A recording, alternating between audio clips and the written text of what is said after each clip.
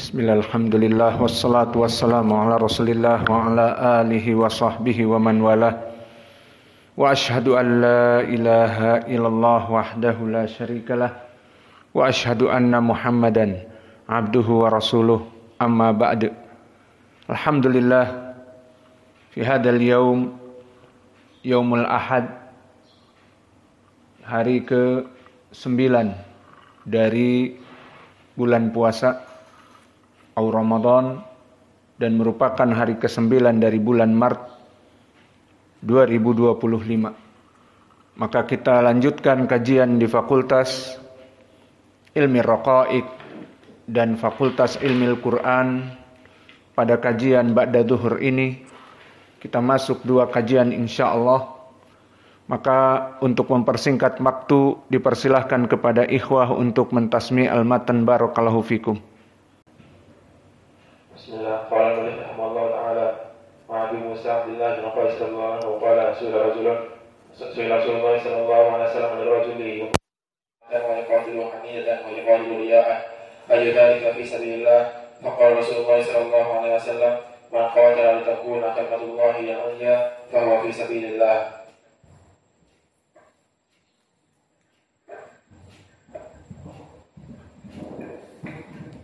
Bismillah, qala Nawawi rahimahullah ta'ala an Abi Musa Abdullah bin Qais al-Ash'ari radhiyallahu anhu qala su'ila Rasulullah sallallahu alaihi wasallam 'anil rajul yaqatilu syuja'atan wa yaqatilu hamiyatan wa yaqatilu riya'an. Faqala Rasulullah ayyu dzalika fi sabilillah. Faqala Rasulullah sallallahu alaihi wasallam man qatala litakuna kalimatullahi hiyal 'ulya fa huwa fi sabilillah.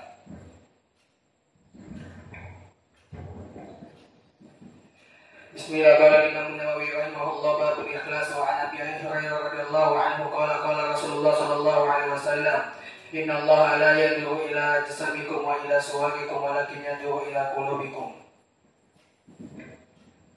Bismillah, qala Imam Nawawi rahimahullah ta'ala an Abi Hurairah radhiyallahu anhu qala qala Rasulullah sallallahu alaihi wasallam inna Allah la yanzuru ila jasadikum wa la ila suwarikum walakin yanzuru ila qulubikum. Bismillah, qala mu'allif rahimahullah ta'ala an Abi Hurairah radhiyallahu anhu qala qala Rasulullah sallallahu alaihi wasallam inna Allah la yanzuru ila ajsamikum wa la ila suwarikum walakin yanzuru ila qulubikum.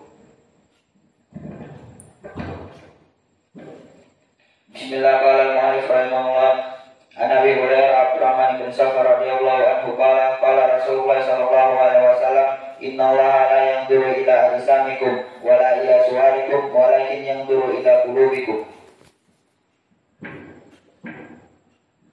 Bismillah, qala al-mu'allif rahimahullah ta'ala wa an Abi Hurairah radhiyallahu anhu qala qala Rasulullah sallallahu alaihi wasallam inna Allah la yanzuru ila ajsamikum wa la ila suwarikum walakin yanzuru ila qulubikum.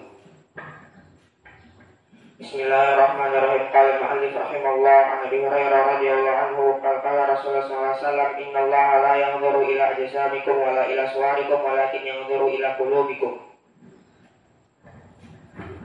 قال المؤلف رحمه الله تعالى عن ابي هريره رضي الله عنه قال قال رسول الله صلى الله عليه وسلم ان الله لا ينظر الى اجسامكم ولا الى صوركم ولكن ينظر الى قلوبكم. رواه مسلم. Bismillah, qala al-mu'allif rahimahullah an Abi Hurairah Abdurrahman bin Safar radhiyallahu anhu qala qala Rasulullah sallallahu alaihi wasallam inna Allah la yanzuru ila ajsamikum wala ila suwarikum walakin yanzuru ila fi qulubikum. Bil makna. Bismillah, qala mu'allif rahimahullah ta'ala an Abi Hurairah radhiyallahu anhu qala qala Rasulullah sallallahu alaihi wasallam inna Allah la yanzuru ila ajsamikum wa ila suwarikum walakin yanzuru ila qulubikum. Bismillah, qala mu'allif rahimahullah ta'ala an Abi Hurairah radhiyallahu anhu qala qala Rasulullah sallallahu alaihi wasallam inna Allah la yanzuru illa ajsamikum wa ila suwarikum walakin yanzuru ila qulubikum. Bismillah, qala Nawawi rahimahullahu ta'ala fi kitabih Riyadhus Shalihin fi babi al-ikhlas. Wa an Abi Bakrah wa huwa Nufai ibnul Harits As-Saqafi radhiyallahu anhu anna Nabiyya sallallahu alaihi wa ala alihi wasallam qala idal taqal musliman bisayfayhima fal qatilu wal maqtulu finnar. Idal taqa al musliman bisayfayhima fal qatil wal maqtul finnar. Qultu ya Rasulullah hadal qatil fama balul maqtul. Qala innahu kana harisan ala qatli sahibihi. Maka kita terjemahkan dahulu dari Abi Bakrah Nufai ibn al-Harits As-Saqafi radhiyallahu anhu bahwa Nabi Muhammad sallallahu alaihi wa ala alihi wasallam bersabda, "Idzal taqa al-musliman." Jika bertemu dua orang muslim. Catatan di sini keduanya muslim. Bukan satu kafir, satu muslim, tetapi keduanya muslim. Iltaqa, saling bertemu. Ada apa? Apakah saling bertemu, saling bersalaman, kemudian saling memberikan hadiah? Jawabnya tidak. Bertemu dalam permusuhan, bahkan bertemu ingin saling membunuh. Idal taqal musliman, jika dua orang muslim, catatan di sini dua orang muslim yang bertemu memang tujuannya untuk keburukan, bisayfaihima, bertemu untuk saling membunuh dengan dua pedangnya. Awas, kalimat pedang juga di sini misal.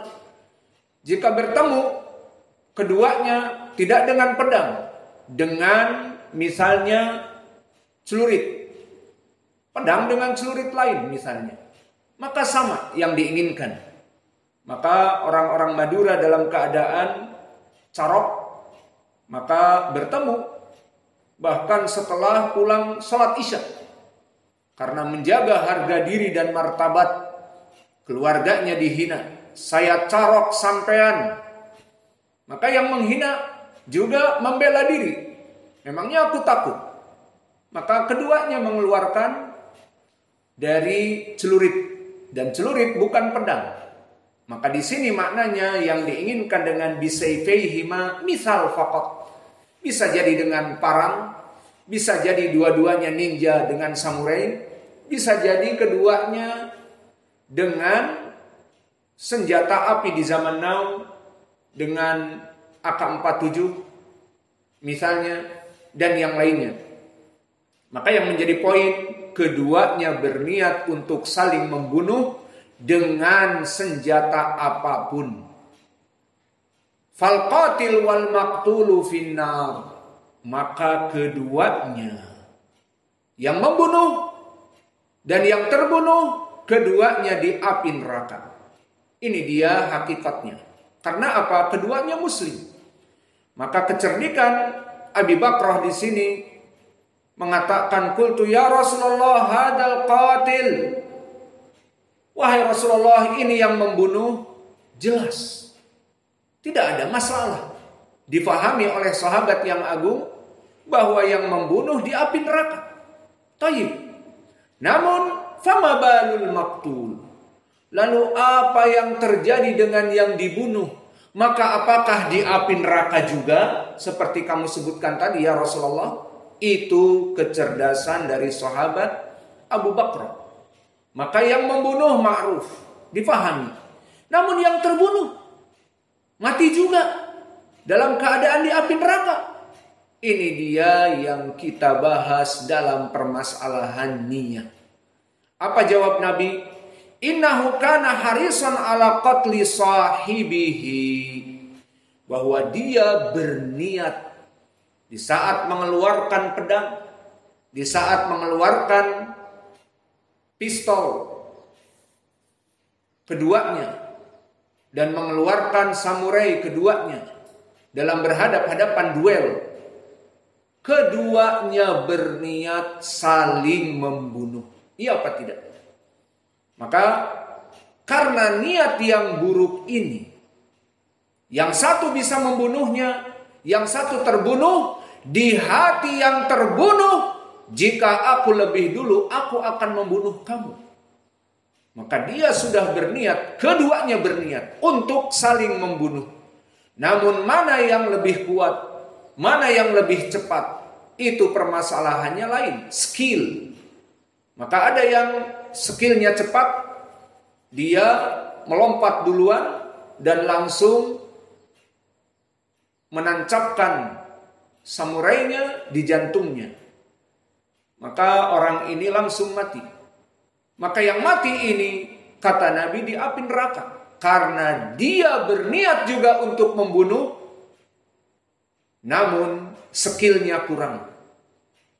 Maka di sini yang menjadi permasalahan niat adalah kana harison, bahwa dia itu orang yang haris, orang yang memang mempunyai hirs, mempunyai semangat ala qatli sahibihi, untuk membunuh saudaranya, namun keduluan, sehingga terbunuhlah dia dengan niat yang buruk.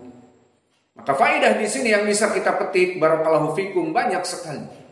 Pertama, pertemuan dua orang muslim dengan membawa senjata saling berbunuhan, ini jelas perkara yang haram. Karena asal dari kaum muslimin bersaudara. Allah berfirman, innamal mu'minuna ikhwatun.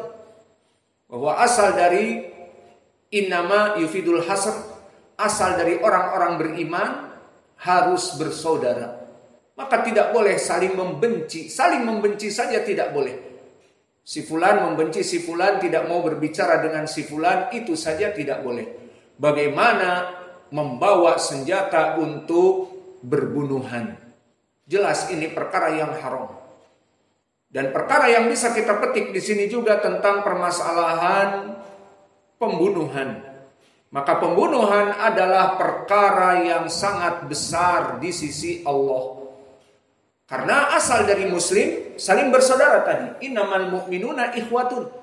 Dan di hadis diperintahkan oleh Nabi bahwa kalian semua kullukum ibadullah. Kalian semua itu adalah hamba-hamba Allah. Wala tahasadu, wala tabaghadu. Janganlah kalian saling hasad, jangan kalian saling membenci. Wa kunu ibadallahi ikhwanan. Maka jadilah kalian hamba-hamba Allah. Dua orang muslim ini hamba Allah. Apa fungsinya masuk ke dunia ini? Seperti ucapan Allah di surat Ad-Dariyat yang ma'ruf. Apa? Wa ma khalaqatul jinna wal insa illa liya'budun. Kami, kata Allah, tidaklah menjadikan jin dan manusia kecuali untuk beribadah kepadaku. Maka dua orang ini asalnya diperintah untuk beribadah muslim, lalu melaksanakan pembunuhan. Maka dikatakan oleh hadis tadi, wa kunu ibadallahi ikhwanan. Sesama kalian hamba-hamba Allah harusnya ikhwanan. Apa i'rab ikhwanan? Hal. Bahwa setiap dari kalian hamba-hamba Allah, setiap dari kalian menyembah Allah, seharusnya kalian dalam keadaan bersaudara, malah kalian saling berbunuhan. Maka di dalam hadis ini juga menjadi pendalilan bahwa permasalahan pembunuhan berhak bagi pembunuh untuk masuk api neraka. Dengan dalil ma'ruf di dalam ayat Al-Quran, wa man yaqtul mu'minan muta'ammidan fajaza'uhu jahannam khalidan fiha wa ghadiballahu alaihi wa la'anahu wa a'adda lahu 'adaban 'aziman. Maka man yaqtul, man di sini adalah syartiyah. Yaqtul, membunuh. Maka yaqtul fi'lun mudhari' yang majzum dengan adati syart. Wa man yaqtul mu'minan muta'ammidan. Dan kalimat mu'minan di sini dalam keadaan nakirah. Mana dalil nakirahnya? Masuknya tanwin. Nakirah dengan tidak adanya alif lam dan masuknya tanwin mu'minan. Maka di ilmi usulil fikih, jika datang nakirah fi siyaqi syart, huna al-an man syartiyah. Man yaqtul mu'minan, maknanya barang seseorang yang membunuh orang-orang mukmin secara umum. Orang mukmin yang bersifat umum di sini, dia juga ingin membunuhnya atau dia tidak ingin membunuhnya, maka si pembunuh ini masuk tadi api neraka. Idan yufidul umum mukminan huna, mukminan yang memang mau membunuh dia dan mukminan yang didolimi seperti perampok, seperti para pembunuh yang membunuh mukmin muslim tanpa hujjah, tanpa dalil. Maka di sini waman yaqtul mu'minan yufidul umum, mukmin yang bagaimanapun, anak kecil, anak besar, orang tua, laki-laki, perempuan, dia berniat untuk saling berbunuh atau dia tidak berniat saling berbunuh. Kalau di hadis ini berniat saling berbunuh, kalau misalnya kita contohkan perampok tidak ingin membunuh muslim yang kedua, tetapi dia bunuh untuk mengambil hartanya, maka umum waman yaqtul mu'minan muta'ammidan, wa muta'ammidan huna mansub limada. Kalau tadi mu'minan maf'ulun bih, kalau di sini muta'ammidan hal, dalam keadaannya itu sengaja. Jadi beda. Ada di sana pembunuh yang tidak sengaja. Ada apa? Iya. Bahkan mungkin kerabatnya. Seperti contohnya misalnya bapak dengan istrinya naik mobil. Bapaknya naik mobil, kemudian dalam keadaan kesalahan, namanya juga salah, maka mobilnya tiba-tiba berhenti dalam keadaan ditanjakan. Kemudian mobilnya itu turun dalam keadaan miring dan jatuh ke jurang. Maka dia yang membunuh istrinya. Iya, tapi tidak sengaja. Maka di sini waman yaqtul mu'minan bisyarat muta'ammidan. Maka bisa jadi ibu-ibu juga, dan ini banyak, membunuh anaknya tapi tidak sengaja. Dan ini banyak. Contoh kasusnya ibu-ibu yang menyusui bayi-bayi yang baru lahir. Maka disusui dan dia ngantuk. Maka susunya menutupi wajah anaknya. Dia tidur. Maka anaknya yang baru kecil, baru menyusui mungkin 2 pekan, 1 bulan. Ini banyak kasus, terutama di Yaman, maaf. Maka si anak itu meronta-ronta dan ibunya tidur. Meronta-ronta dari susuknya yang keluar dari mulut dan menutupi hidung dan mulutnya. Tidak bisa bernapas. Ibunya tidur. Maka di saat bangun pagi didapati anaknya dalam keadaan sudah dalam keadaan dingin dan tidak bergerak. Dikarenakan susu ibunya tadi yang menutupi pernafasan dan mulut. Maka ini sekarang apakah ibunya dihukumi pembunuh?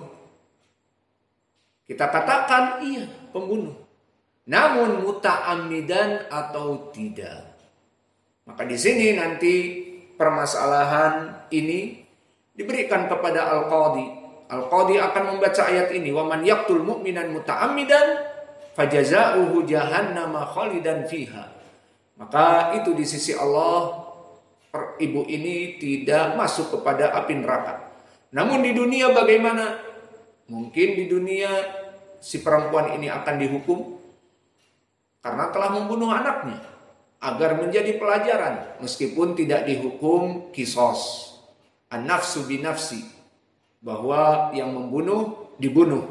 Maka tidak ada kisos di sini, hanya sekedar misalnya diberikan hukuman demikian dan demikian agar para ibu-ibu jika menyusui anaknya diusahakan tidak dibiarkan begitu saja. Ini contoh saja. Kembali kepada ayat, Wa man yaqtul mu'minan muta'ammidan fajaza'uhu jahannamu khalidan fiha. Maka balasannya api neraka, dan tentunya di sini tahta masyiatillah. Jika Allah menginginkan kepada orang ini masuk api neraka, masuk api neraka. Jika Allah tidak menginginkannya, mungkin Allah mengampuninya sesuai dengan ayat di dalam surat An-Nisa, innallaha la yaghfiru an yushraka bihi wa yaghfiru ma duna dzalika liman yasha. Jika Allah mengampuninya, Allah akan mengampuninya. Maka tidak pantas bagi seorang muslim untuk mewajibkan bagi kaum muslimin di api neraka dengan amal-amal yang su'ul khotimah. Seperti sekarang di sini. Kita katakan 2 orang ini di api neraka. Boleh, boleh. Karena apa? Ada nas dari Nabi. Namun ada kasus di antara kita, 2 orang di depan kita saling berbunuhan. Maka yang satu membunuh saudaranya yang muslim. Sama seperti ini di depan kita. Kemudian yang membunuh ini kita katakan, kamu ahli neraka, nanti kelak pasti masuk api neraka. Pantas seperti itu? Jawabnya tidak. Bisa jadi dia diampuni oleh Allah karena dia bertobat dan yang lainnya. Maka Allah sesuai ayat tadi surat An-Nisa, wa yaghfiru ma duna dzalika liman yasha. Dan Allah mengampuni dosa-dosa hambanya sesuai kehendak dia. Fa'alun lima yurid. Allah itu berkehendak sesuai kehendaknya. Maka begitupun dalil selain di ayat ini di surat An-Nisa, juga di hadis apa? Hadis apa yang masyhur? Mana? Nggak ada yang jawab. Wah, puasa ini bikin kalian ngantuk terus, tidak bisa menjawab. Hadis ma'ruf tentang masalah tahta masyiatillah. Hadis apa? Pandu. Percuma kau jadi anak pejabat. Anak pejabat harus pintar. Yang lain tidak ada. Mana si Ucok? Kaleng-kaleng apa bukan kaleng-kaleng? Gak bisa jawab. Si Ucok Sani, si Naga, tidak bisa jawab. Allahul musta'an. Hadis bitaqah malakum. Ingat hadis bitaqah. Hadis yang diriwayatkan oleh Imam At-Tirmidzi dari sahabat Abdullah bin Amr bin Al-As yang sanadnya sahih, disahihkan Syekh kami Muqbil di Jami' Sahih. Maka hafal hadis seperti itu. Selalu kalian ingat dengan sanadnya, kalau bisa atau paling sedikit akhrajahuman man sahabiyuh wa mahalu. Itu yang selalu kami ajarkan Syekh Muqbil kepada kami. Kullu hadis qala Syekh Muqbil man sahabiyuh wa man akhraja ma yakfi ba'da dzalik wa mahalu, dan apa kedudukannya. Maka selalu kalian mengingat hadis-hadis dengan itu. Maka hadis ini disebutkan dari Abdullah bin Amr bin Al-As, yu'ta bi rajulin yaumal qiyamah walahum minadunub bitis awatis ina sijilan. Orang ini didatangkan di depan manusia, kemudian mempunyai 99 gulungan, dicatat padanya keburukan. Setiap satu gulungan jika dibuka, catatannya itu madda basarin, akan berputar terus, bergulir sampai sejauh mata memandang. Tertulis padanya semua keburukan. Itu satu gulungan, ada 99 gulungan. Maka orang ini dikatakan oleh Allah, hal dolamaka al-katibun, apakah telah mendolimi kamu malaikat-malaikat pencatat? Dikatakan la ya Rabb, ini benar, diakui. Kemudian ditanyakan lagi, hal indaka khairun qat? La ya Rabb, apakah kamu mempunyai amalan yang baik selain dari amalan yang buruk ini? Tidak. Menunjukkan orang ini durjana. Orang ini pelaku dosa-dosa besar yang banyak. Bukan satu kemudian tobat, banyak. Maka orang ini frustasi. Punya kebaikan? Tidak. Lupa akan kebaikan yang ada padanya apa? Apa kebaikan yang ada padanya? Ini sudah lewat di kitab Tauhid. Apa kebaikan ada padanya? La ilaha illallah. Amalan tauhid. La ilaha illallah. Dia hidup di dunia melaksanakan sholat hanya untuk Allah, berpuasa hanya untuk Allah. Namun dia pelaku dosa besar. Terbayang bagaimana ahlu tauhid ini melaksanakan dosa-dosa yang besar sekali, banyak, tapi tidak sampai mengkafirkannya.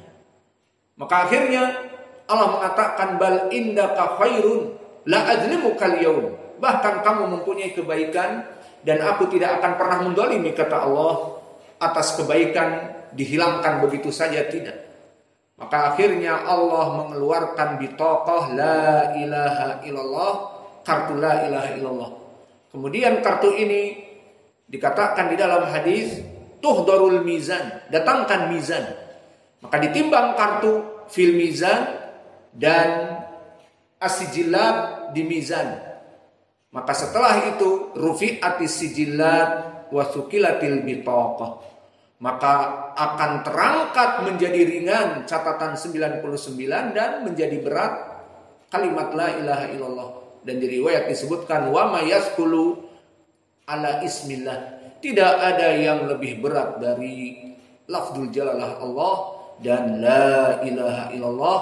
Amalan tauhid di sisi Allah sangat agung. Meskipun orang ini mujrim, orang ini banyak dosanya, tapi dia muwahhid, maka itu dicintai oleh Allah dan masuk kepada ayat tadi wa yaghfiru ma duna dzalika liman yasha.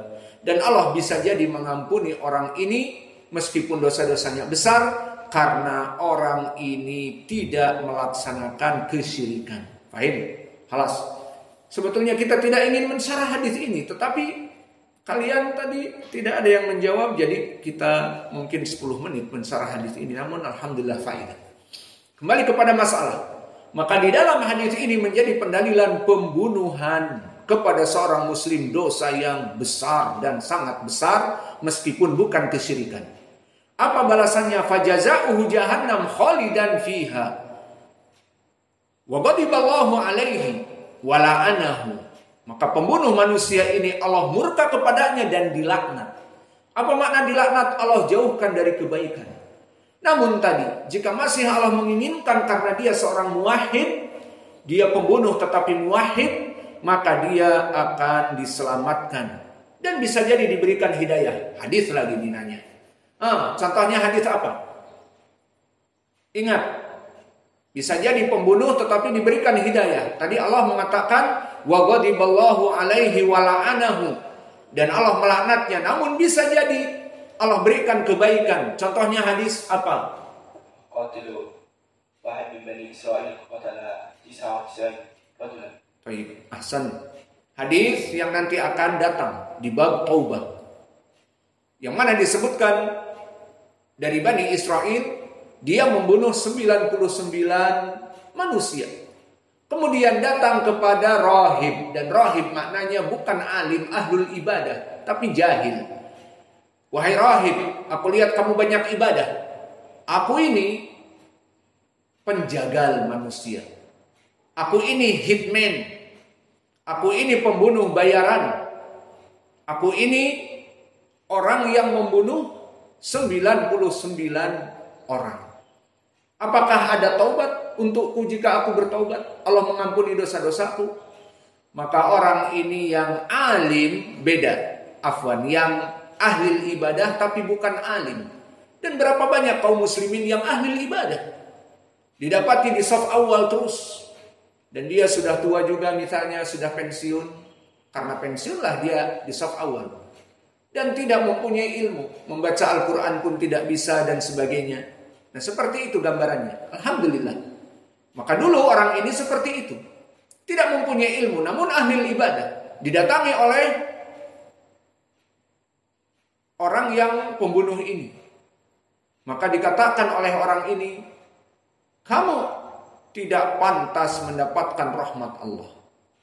Membunuh 99, mau tobat, diampuni dosa-dosanya, enak aja lu.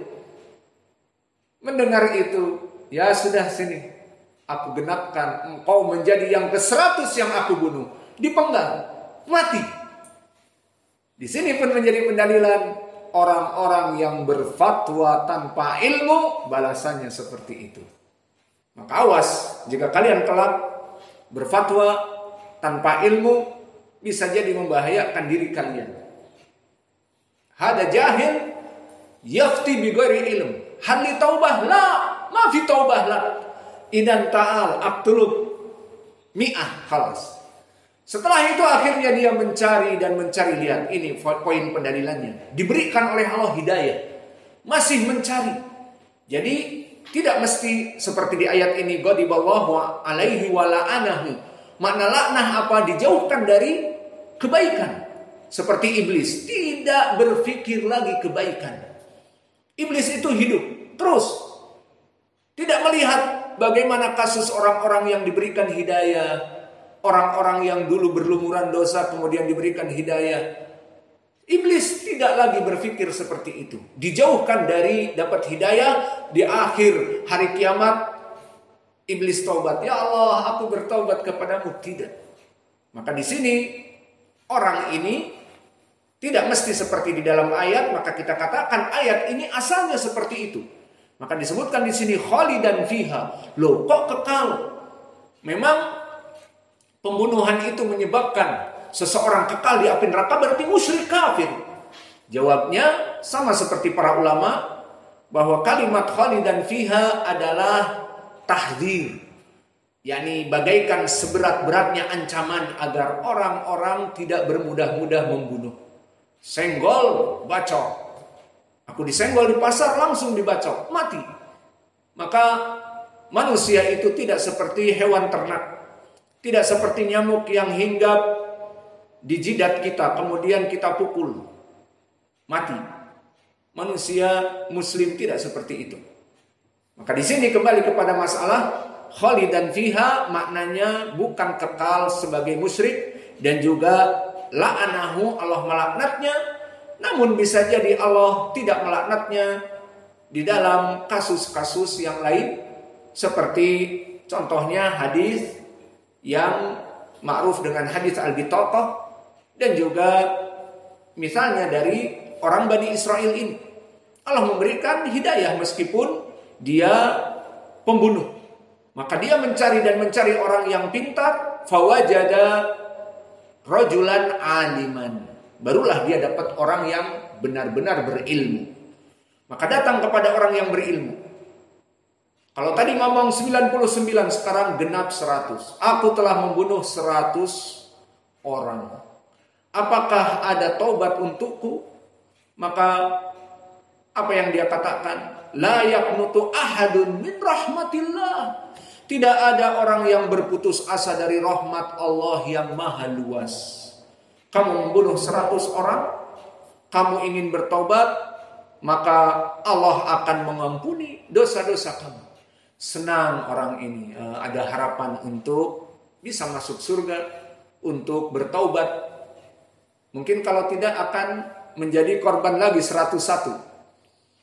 Maka akhirnya orang ini senang. Lihat bagaimana orang yang buruk, mujrim, jika diberikan pengharapan dari ampunan dari Allah, taubat, maka senang. Namun jika dikatakan, apalagi diejek, dasar pencuri, dasar demikian dan demikian, dasar residivis, tukang keluar masuk penjara, dan seterusnya, maka dia akan marah. Namun jika diberikan pengharapan, taubatlah, Allah maha pengampun. Jangan kamu kira dari dosa-dosa itu kemudian kamu mati dalam keadaan masuk api neraka. Tidak, bertobat, masih ada harapan untuk Allah memberikan hidayah dan ampunan kepadamu.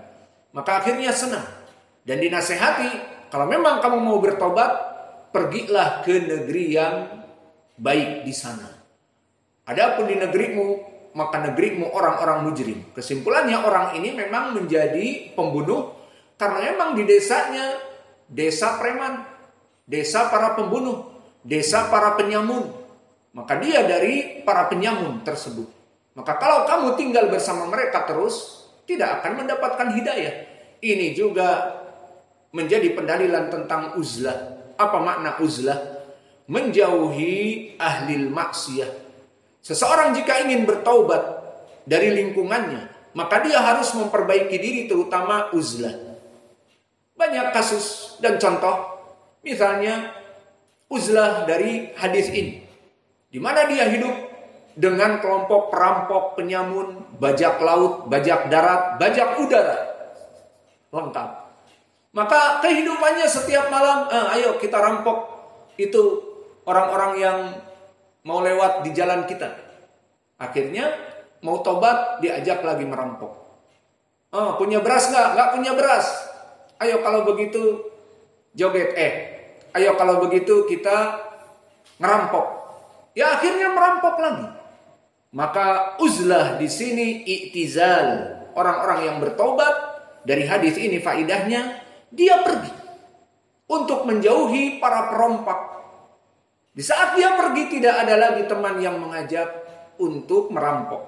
Dan begitupun para musisi, baik musisi yang baru ataupun musisi yang memang sudah besar, kehidupan di Bandung terutama, maka banyak di sana dari university ataupun dari college yang mengajarkan paduan suara, yang mengajarkan art and design, bahkan institut yang terkenal di Indonesia, ITB, ada di sana fakultas art and design. Maka di Bandung itu kota artis. Kebanyakan di sana anak-anak SMA mempunyai grup-grup band. Maka banyak anak-anak SMA yang sudah mulai manggung. Apalagi kemudian setelah itu dia diterima di university yang besar, maka dengan kelompok bandnya manggung di college-nya, di university dan seterusnya. Kemudian dia ingin bertaubat. Bahkan tidak cukup dengan itu, dia membuat himne alma maternya. Kemudian pergi ke Yaman, datang ke kepala sekolah, minta dihapus alma maternya. Loh, bukannya pengen terkenal. Man sana sunnatan sayyi'atan fa'alaihi wizruha wa wizru man amila biha. Maka orang ini meminta kepada kepala sekolah untuk dihapuskan. Alhasil ada yang seperti itu. Akhirnya uzlah, dia tinggalkan Bandung karena kalau dia tetap di sana, meskipun dia telah merusak gitarnya, dibakar gitarnya, namun tetap teman-temannya akan mengajak, ayo manggung. Di hotel demikian, ayo manggung. Di acara demikian. Maka akhirnya beruzlah. Setelah beruzlah, tidak ada lagi teman yang mengajak untuk membuat album. Ataupun untuk manggung kembali. Maka inilah makna dari uzlah di dalam hadis tadi. Maka orang ini dikatakan oleh orang yang soleh tadi dan alim agar beruzlah, pindah. Maka akhirnya dia berhijrah dari tempat keburukan ke tempat yang baik. Ini makna dari hijrah. Hijrah bersifat umum, intiqal dari tempat yang buruk ke tempat yang baik, itu hijrah. Berhijrah dari akidah yang buruk kepada akidah yang baik, ini hijrah. Dan begitupun di sini orang ini berhijrah dari menjadi pembunuh kepada bergabung dengan orang-orang yang soleh di negeri yang akan dia datangi. Akhirnya di pertengahan jalan meninggal, dicabut nyawanya oleh malaikat. Maka disebutkan di dalam hadis akhirnya berseteru malaikat rahmah dengan malaikat yang buruk. Mana yang pantas untuk diambil oleh malaikat? Malaikat yang buruk ataupun malaikat yang baik? Ruh ini ruh yang baik atau yang buruk?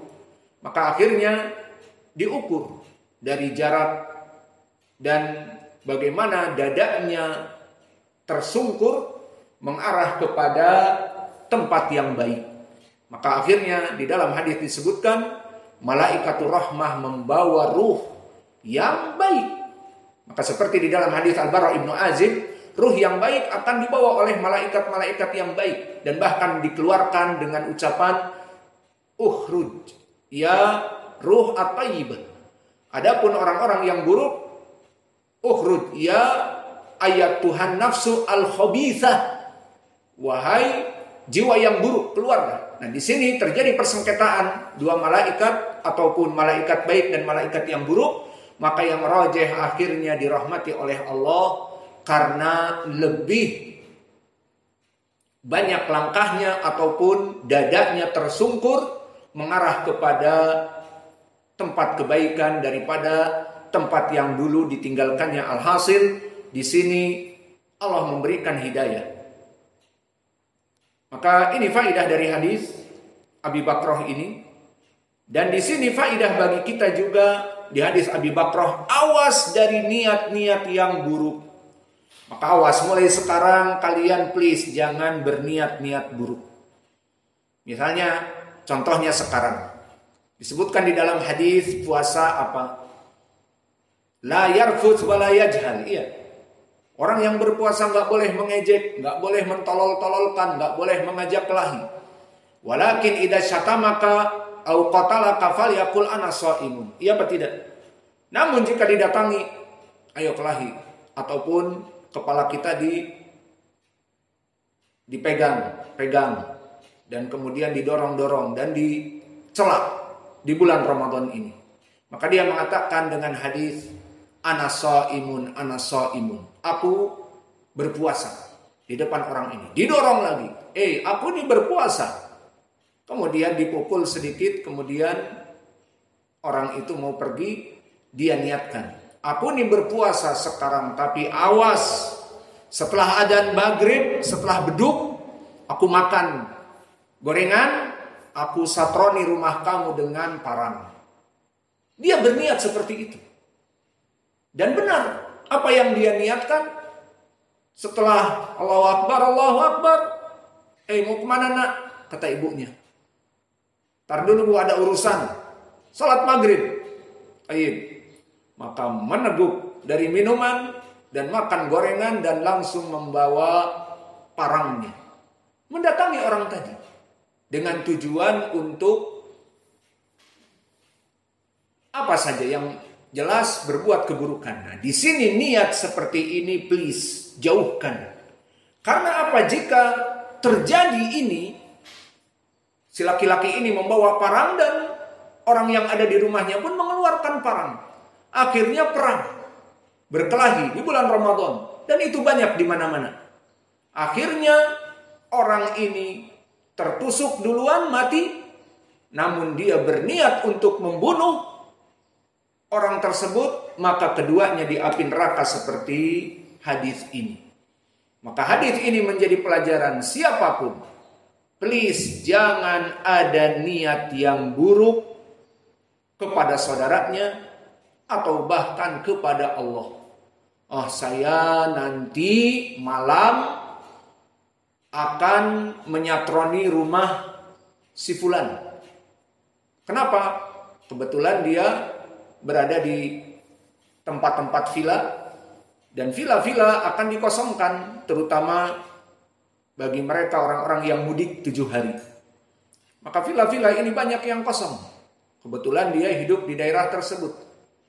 Maka akhirnya aku mau menyatroni rumah nomor 1, besoknya rumah nomor 2, besoknya rumah nomor 3. Gampang karena dia bajing luncak. Maka disatronilah rumah nomor 1. Dosa.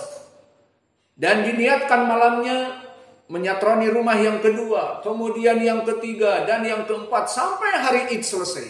Berapa rumah? Berapa villa-villa? Berapa tempat-tempat yang akan dia satroni? Karena dia memang orang yang mudah untuk mencuri. Ahli mencuri. Maka di sini niatnya dia untuk menyatroni rumah tadi, kemudian dia mati mendadak. Maka niat buruknya ini akan menjadi bumerang baginya. Maka please mulai dari sekarang jauhkan niat-niat buruk pada diri-diri kalian. Maka tadi kisahnya, jika kalian diejek sekarang, kelahi misalnya asar, maka jangan diniatkan. Nanti setelah berbuka aku demikian dan demikian, sudah selesai. Ini shaimun, selesai. Jangan meniatkan perkara yang buruk. Karena jika meniatkan perkara yang buruk, kemudian mati, niat yang buruk ini akan dicatat sebagai satu keburukan. Paham? Awas, niat yang buruk di sini dicatat sebagai satu keburukan. Mana dalilnya? Ini dia. Karena harisan ala qatli akhi, bahwa dia dulu berniat dengan dengan pedang yang ada di tangannya ingin membunuh saudaranya. Di dalam hadis ini saling bertemu dengan dua pedang, dua saudara ini, dua muslim ini. Namun karena saudaranya lebih ahli dari bidang bela diri, martial art, terutama dia punya ilmu wushu, tahu wushu, kesenian untuk memainkan pedang. Jadi masuk ke Jet Li nanti. Al-muhim, dia mempunyai keahlian itu, akhirnya dia terbang dan langsung menancapkan pedangnya di jantung saudaranya dengan cepat, sekilat cepat. Maka matilah orang ini, dan kata Nabi, huwa finnar. Karena niat tadi, dia ingin membunuh saudaranya namun lebih keduluan, sehingga dia mati konyol dan di api neraka. Paham tum? Maka dari sekarang, please, yang berniat-niat buruk agar dihilangkan. Jadikan niat-niat kalian niat yang baik. Karena niat yang buruk ini akan dicatat sebagai keburukan. Maka awas dalam permasalahan niat tadi. Karena permasalahan hadis-hadis yang kita pelajari di Riyadhus Shalihin ini adalah masalah ikhlas. Maka ikhlaskan kita untuk berniat baik, bukan mengikhlaskan untuk berniat buruk. Maka please, di antara kalian bersaudara, tidak ada yang di antara kalian dendam, ribut misalnya tadi duhur atau asar, kemudian awas nanti maghrib. Lihat aja nanti kalau sudah buka. Nah, ini niat-niat yang buruk, please dijauhkan. Masalah lagi di sini, faidah. Di dalam hadis ini dua muslim saling bertemu dengan pedang. Keduanya di api neraka, yang membunuh dan yang dibunuh. Maknanya buruk. Lalu pertanyaannya sama di sini. Seorang perampok yang membawa pedang kemudian menyatroni villa-villa kosong misalnya tadi. Kebetulan di villa yang kosong itu dia menyewa satpam, orang yang mudik ini. Nah, satpam itu dibayar dalam waktu 2 pekan 10 juta. Pak, tolong jaga rumah saya dari para perampok. Siap. Dia muslim dan perampok muslim datang malam-malam setelah tarawih. Maka maling ini tarawih juga. Kemudian seperti biasa dia menghancurkan gembok pagar dan melompat. Karena dia bajing loncat, mempunyai sedikit ilmu kanuragan. Dan satpam ini pun mempunyai ilmu. Tidak jadi satpam seperti itu kecuali mempunyai sesuatu. Maka akhirnya dicegah. Lihat kasusnya. Si satpam ini dengan senjatanya. Senjata satpam apa namanya? Nah, ayo. Apa senjata satpam? Yang lurus terus ada tangannya. Apa namanya? Tidak tahu. Wah, bukan tipe tukang kelahi kalian ini. Tonfa. Maka dia dengan tonfanya. Kemudian si pencuri dengan goloknya atau dengan pisaunya. Maka keduanya bertemu dengan senjata. Ah, di sini dia. Sekarang saya mau tanya, apakah seperti hadis ini? Al-qatil wal maqtul finnar. Misalnya si perompak ini menerjang dengan pisaunya, ditangkis dengan tonfa, dan tonfanya diputar langsung ke rahang, kemudian dipukul, mati. Nah, si satpam ini membunuh, masuk api neraka. Iya. Dan yang dibunuh masuk api neraka karena memang berniat untuk membunuh si satpam. Gimana di sini kasusnya? Atau kebalikannya? Si pencuri ini memang lebih jago, akhirnya membunuh si satpam. Maka al-qatil wal maqtul finnar, si satpam mati di api neraka dan si pencuri mati di api neraka. Iya. Bagaimana kasusnya di sini? Sama apa tidak? Keduanya muslim, keduanya membawa senjata, dan keduanya memang saling berbunuhan. Sama atau tidak? Ini masalah yang harus dibedakan. Maka permasalahan-permasalahan seperti ini di kitabul fikih masuk kepada bab al-ashbah wa nadhair, perkara-perkara yang seakan-akan satu tetapi beraneka ragam. Beraneka ragam. Seperti di sini, sama. Al-musliman yaltaqiyan bisayfayhima. Dua orang muslim saling berbunuhan dengan dua senjatanya. Di hadis Abi Bakrah yang kita baca, keduanya di api neraka. Nah, di kasus yang kita berikan, satu satpam menjaga rumah majikannya dan satu pencuri yang ingin menyatroni rumah tersebut. Ketahuan dengan satpam ini sama-sama saling berbunuhan. Bagaimana di sini? Si satpam mati masuk api neraka seperti hadis ini? Karena si satpam juga ingin membunuh orang ini. Di sini masalah yang sama kasusnya namun berbeda hakikatnya. Sama-sama muslim, sama-sama membawa senjata, sama-sama berniat saling menjatuhkan. Namun bagi si satpam di sini dia masuk kepada hadis yang mana hadis ini diriwayatkan oleh Imam Al-Bukhari dan Muslim, yang mana di dalam hadis ini, man kutila duna malihi fahuwa syahid, man kutila duna ahlihi fahuwa syahid, wa man kutila duna damihi fahuwa syahid. Hadis ini diriwayatkan oleh Ashabus Sunan dan asalnya di Sahih Al-Bukhari. Yang lafadznya ringkas, man kutila duna malihi fahuwa syahid. Apa maknanya? Barang siapa seseorang yang dicuri, yang dirampok, kutila duna malihi, dia memberontak, dia melawan orang yang dirampok ini. Serahkan mobilmu, turun. Tidak, aku tidak mau menyerahkannya kepada kamu. Ini punya saya. Tidak berhak kamu untuk mengambilnya.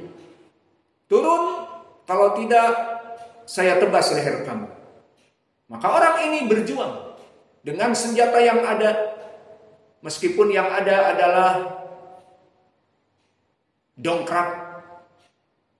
Mana yang lebih kuat, dongkrak atau pedang? Si perampok ini membawa pedang, dia hanya yang punya di dekatnya dongkrak dengan besinya. Dua, besi dengan dongkrak. Akhirnya dengan kemahirannya ini, orang ini bisa selamat dari pedang orang yang ingin merampok mobilnya. Akhirnya terjadi pembunuhan. Maka yang terbunuh malah si rampok. Nah, di sini masuk kemana? Bisa jadi dia final.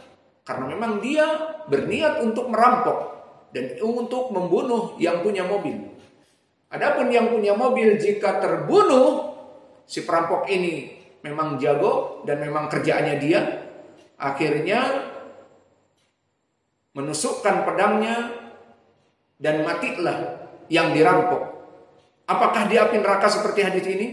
Al-qatil wal maqtul finnar. Inilah bedanya. Di sini dia man kutila duna malihi, barang seseorang yang mati dikarenakan membela hartanya. Dan di riwayat tadi, wa man kutila duna ahlihi, yang terbunuh membela keluarganya. Awas, kalian laki-laki harus jadi laki-laki. Antum rajul kun kal asad ala zaujati ala banati. Jangan datang preman, jangan datang perampok menggedor malam-malam, kemudian masuk, serahkan harta.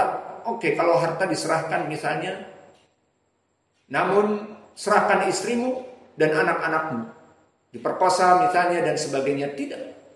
Man qutila duna ahlihi, barang siapa yang dia membela dari keluarganya, maka semampu dia menjaga kehormatan keluarganya meskipun tercabik-cabik, akhirnya mati. Dan akhirnya perampok itu jadi takut karena telah membunuh suaminya, tidak jadi, akhirnya memperkosa istri dan putri-putrinya, lari rombongan ini.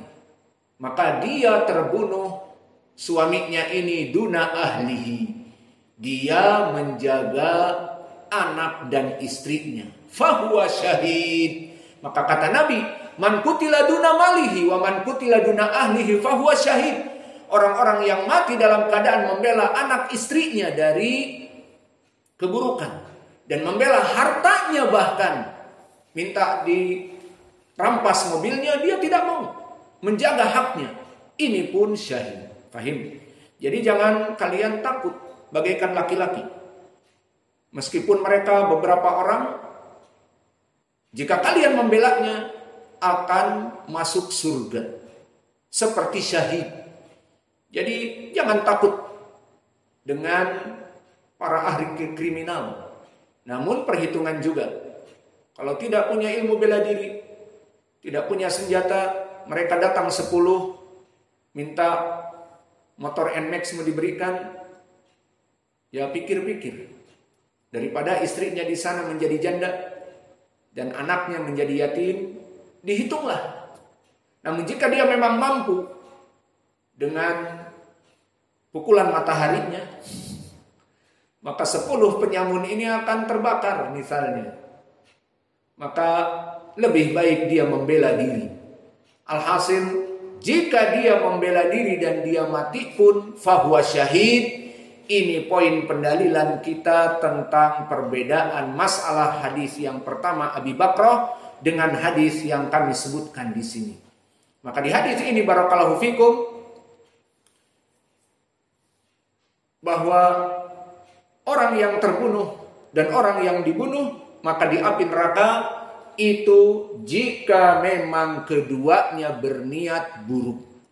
Adapun tadi man qutila duna malihi, dia membela hartanya dan dia membela anak istrinya, maka di sini dia dalam keadaan masuk surga jika terbunuh. Maka di hadis yang lafadznya Al-Bukhari, jika datang seseorang merampok kamu, kemudian in qataltahu fahuwa finnar. Ini nas dari Nabi, lihat. Jika datang seseorang merampok kamu, in qataltahu, kata Nabi, jika kamu membunuhnya, membela dari hartamu, keluargamu, kamu membunuhnya, fahuwa finnar. Kata Nabi, dia di api neraka. Mutabikon dengan hadis Abi Bakrah tadi. Karena niatnya apa? Dia ingin membunuh tuan rumah ini. Dan terbunuh. Karena tuan rumahnya lebih jago dan menyimpan mungkin senjata. AK-47. Ataupun M16.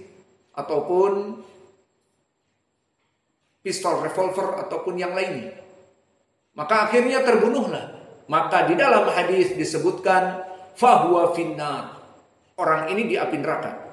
Wa in qatalaka, namun jika pembunuh ini membunuh kamu, perampok ini membunuh kamu, fa anta syahid, maka kamu mati syahid. Maka ini dua permasalahan yang hampir sama, namun hakikatnya berbeda. Maka ini dari faedah juga hadis ini. Maka hadis ini menunjukkan bagaimana niat itu sangat baik jika diniatkan baik, dan sangat buruk jika meniatkan yang buruk. Jika meniatkan baik, di dalam hadis-hadis banyak di mana seseorang diberikan pahala karena niatnya. Ingat hadis apa? Idza kana maridon au ala safarin fa inna kutiba lahu ka ajri al mukim was sahih.